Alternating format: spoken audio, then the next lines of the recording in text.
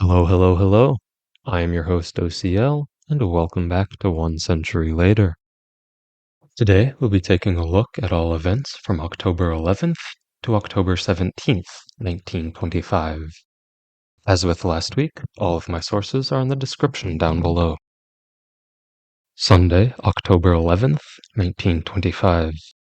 Edwin C. Shanahan was shot and killed by car thief Martin Durkin during an attempted arrest in Chicago. Shanahan would be the first FBI agent to be killed in the line of duty. A 3-month-long manhunt for Durkin would take place throughout the entire country until he was arrested on January 20th, 1926, outside of St. Louis, Missouri. Monday, October 12th, 1925. The German-Russian Economic Agreement of October 12, 1925, was signed between the Soviet Union and Germany to increase mutual trade between the countries and improve Germany's relationship with the West. Also on this day, at the request of President Rodolfo Chiari, 600 U.S. troops entered Panama to put down any riots during a renters' strike. The troops were given orders to break up any gatherings of more than 5 people. Tuesday, October 13th, 1925.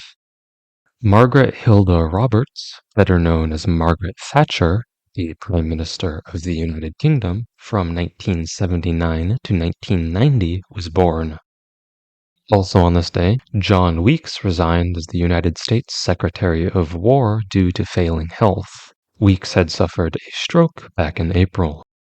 The jewelry stolen from Miss Jessie Woolworth Donahue on September 30th was returned to the police station by Noel Charles Scaffa. Scaffa stated he got them from Sam Layton in exchange for a $65,000 reward issued by Miss Donahue's insurance company.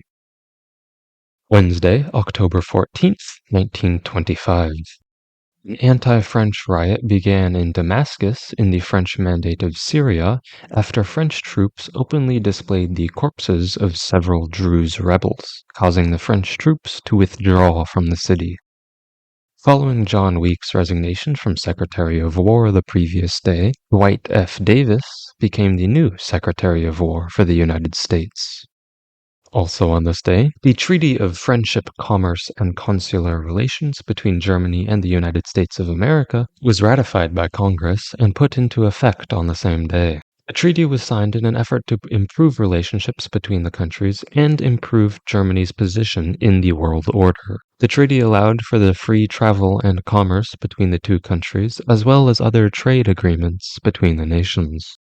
Lastly, in an effort to placate rioters and demonstrators in Panama, many landlords decreased their rent prices for their tenants. Thursday, October 15th, 1925.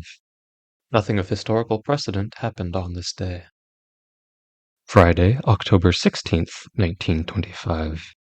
The Locarno Conference in Locarno, Switzerland came to a close. The foreign ministers of Germany and France agreed that the conference marked the beginning of a new era in European relationships. These conferences would lead to the signing of the Locarno Treaties on December 1st. Saturday, October 17th, 1925. Taking advantage of the decreased French forces in Damascus, Hassan al-Karat led a group of Syrian rebels in taking control of several French buildings and the Al-Azim Palace in Damascus. 180 French soldiers were killed and the remainder fled to the citadel of Damascus.